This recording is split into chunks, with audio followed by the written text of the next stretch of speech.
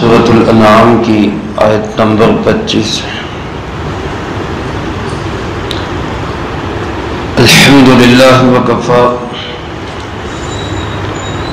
وسلام علی عبادہ الذین اصطفی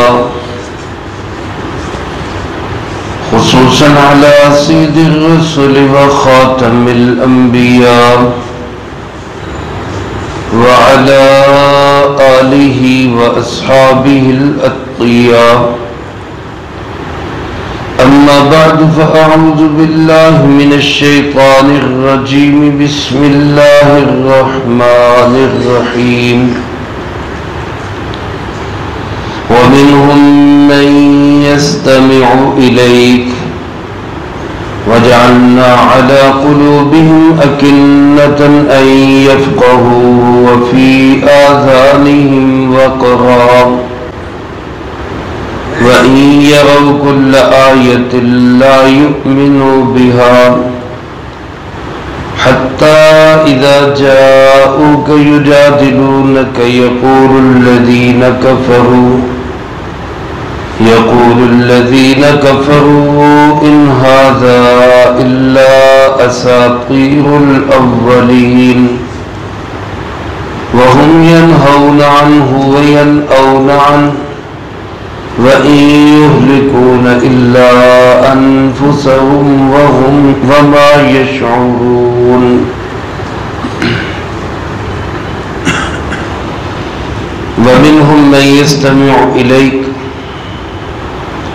اور ان میں کچھ لوگ ایسے بھی ہیں جو آپ کی بات کو بہت دھیان سے سنتے ہیں وَجَعَلْنَا عَلَى قُلُوبِهِمْ أَكِنَّةً اور ہم نے ان کے دلوں پر غلاف چڑھا دیے أَن يَفْقَهُوهُ کہ وہ اس کو سمجھ نہ سکیں وَفِي آذَانِهِمْ وَقْرًا اور ان کے کانوں میں بوجھ ڈال دیا وَإِن يَرَوْا كُلَّ آيَةٍ اور اگر وہ ہر طرح کی نشانی کو دیکھ بھی لیں لا يؤمنوا بها تو وہ اس پر ایمان نہ لائیں حتیٰ اذا جاؤک یہاں تک کہ جب یہ لوگ آپ کے پاس آتے ہیں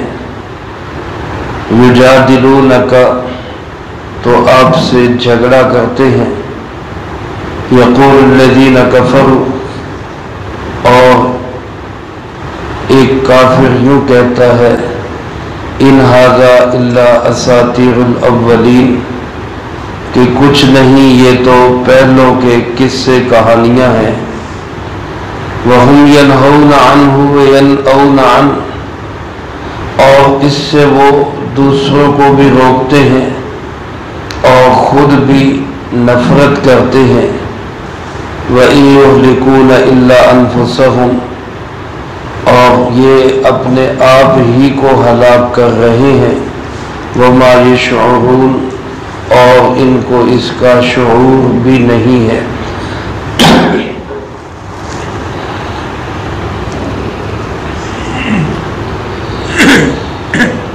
مفسرین کرام رحمہم اللہ نے لکھا ہے ایک موقع پر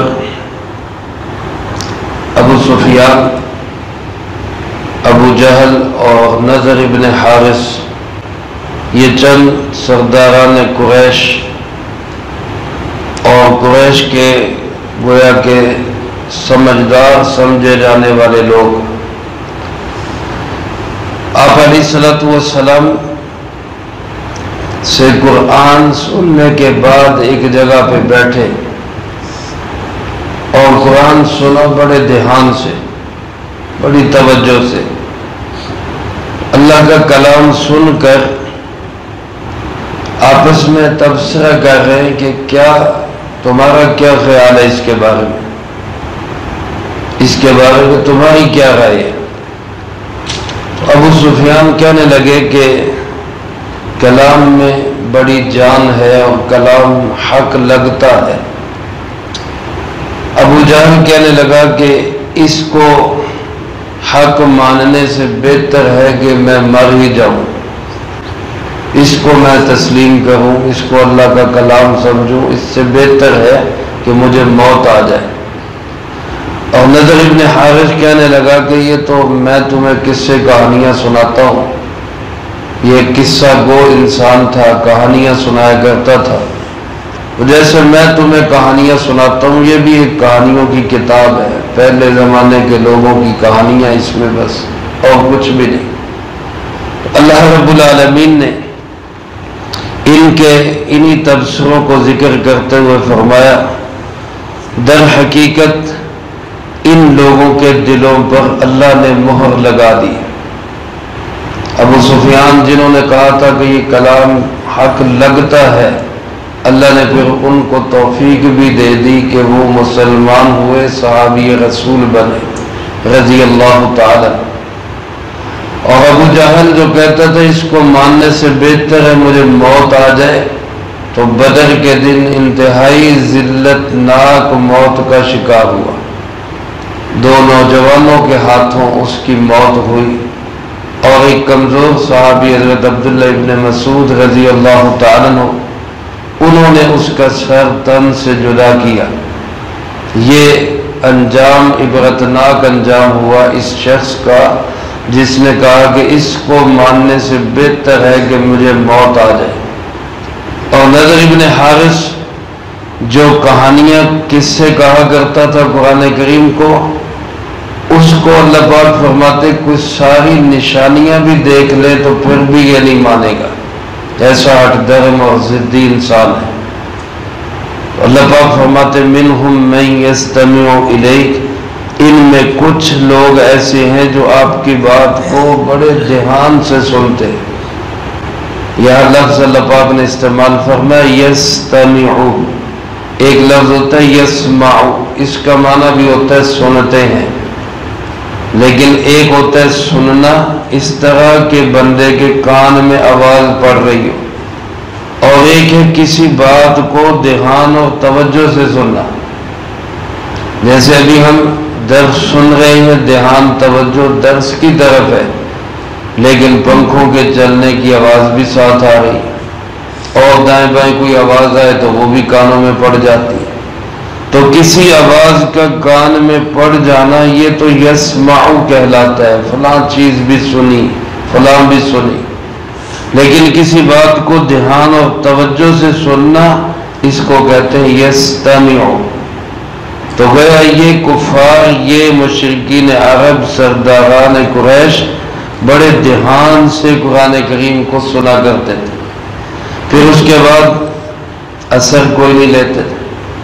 اللہ پاک فرماتے ہم نے ان کے دلوں پر اکنہ، پردے ڈال دیے، جعلنا علی قلوبہم اکنہ، ان کے دل غلافوں میں بند تھے، پردوں میں تھے، ان یفقہوا، کہ قرآن سنتے تو تھے لیکن سمجھتے نہیں تھے، ان کے دل دماغ میں قرآن کی آیات اترا نہیں کرتی تھی۔ اللہ سے مانگنا بھی چاہیے، اللہ کا شکر بھی ادا کرنا چاہیے، الحمدللہ ہمیں قرآن کا پیغام سمجھ آتا ہے، کہیں الحمدللہ۔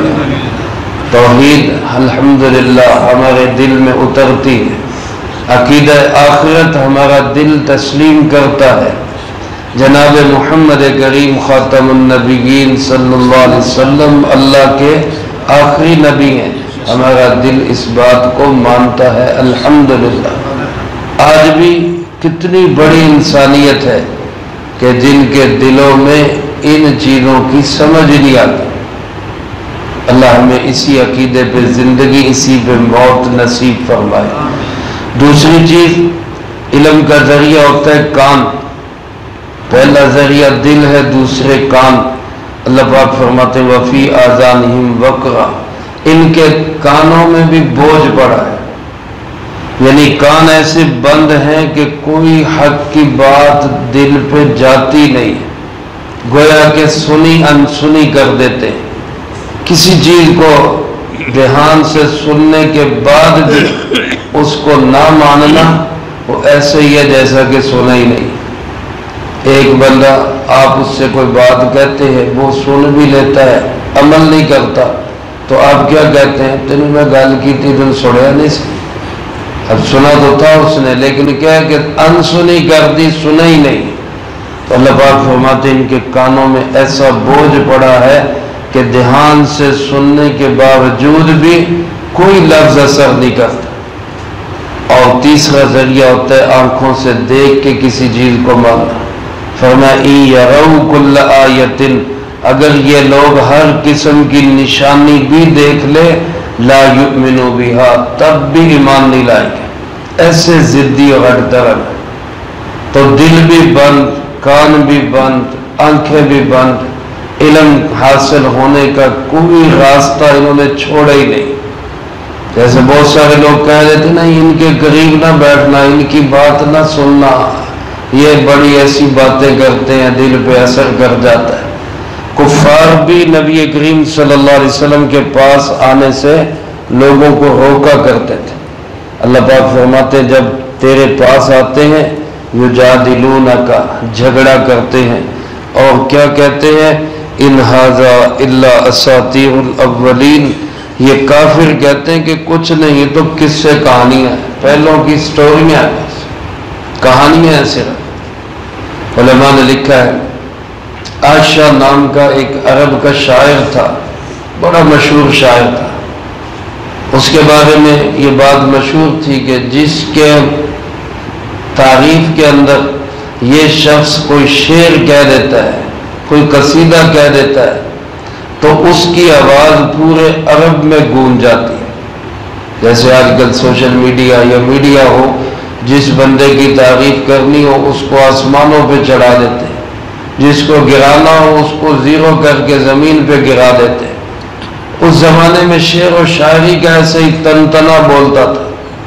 تو یہ ایسا شاعر تھا کہ جس کی بات کر دیتا اس کی آواز پورے مکے، پورے عرب میں گونج جاتی. اس کے دل میں خیال آیا کہ حضور نبی کریم صلی اللہ علیہ وسلم سے ملاقات کرو.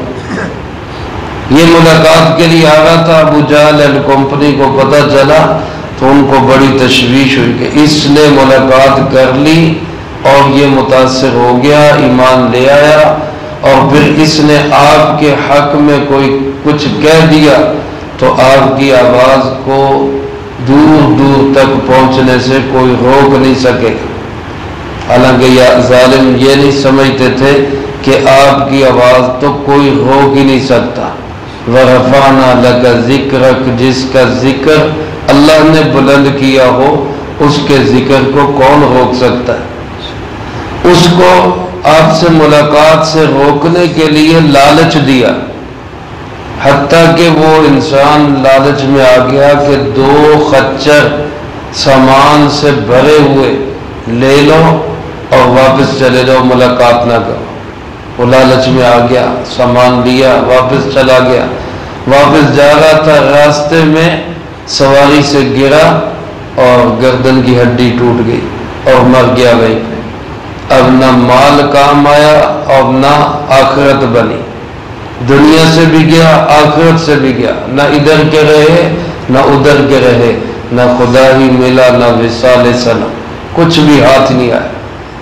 یہی اگر آ جاتا، لالچ میں نہ آتا، مال کے پیچھے نہ لگتا، صحابی رسول بن جاتا، کتنا بڑا مقام بن جانا تھا.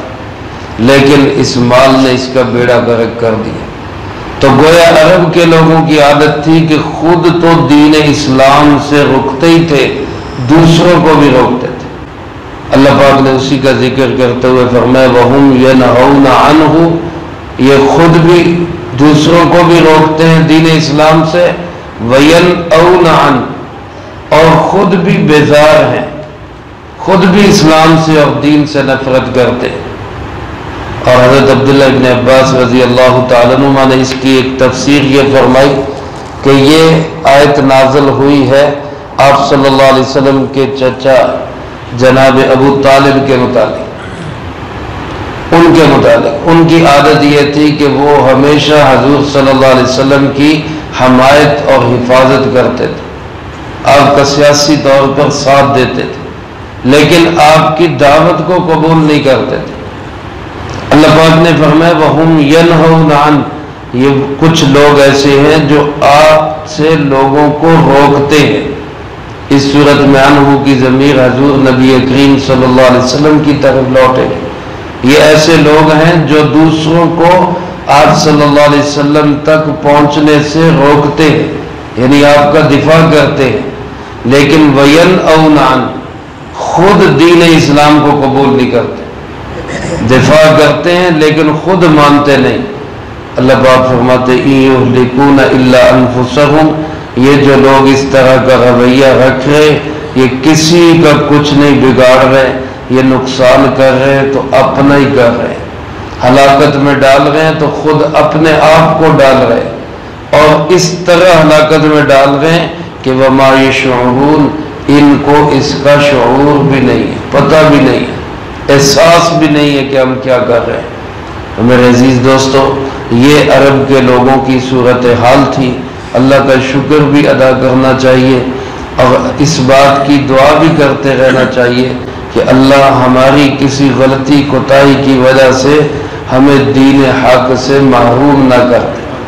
قرآن پاک میں اللہ پاک نے ہمیں ایک دعا سکھائی ہے، ربنا لا تزغ قلوبنا بعد اذ ہدیتنا، اے اللہ ہدایت کے بعد پھر ہمارے دلوں کو ٹیڑھا نہ کر دینا۔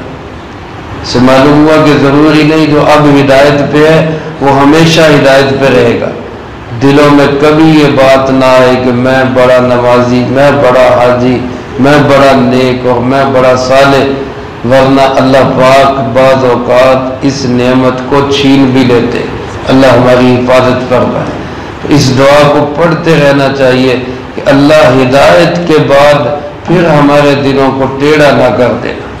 اللہ مجھے آپ کو سب کو ہدایت اسلامی پہ ہی زندگی اور اسی پر موت نصیب فرمائے، جو کہا سنا اس کو زندگی میں لا کے دوسروں تک پہنچانے کی توفیق عطا فرمائے۔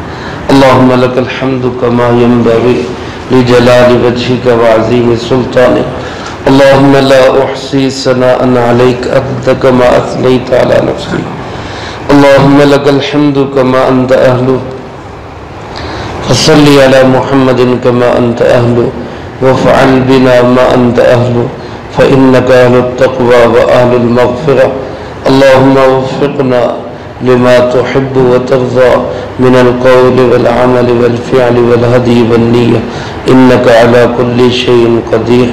اللهم ربنا آتنا في الدنيا حسنة وفي الآخرة حسنة وقنا عذاب النار.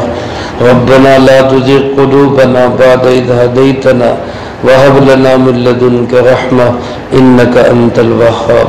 اللهم ربنا تقبل منا إنك أنت السميع العليم وتب علينا